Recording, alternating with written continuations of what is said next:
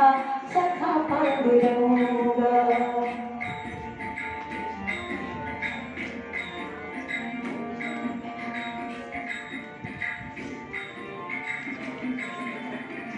तुम्ही सगळ्याचे फोटो काढले, तुमचं जास्त घ्यायला पाहिजे.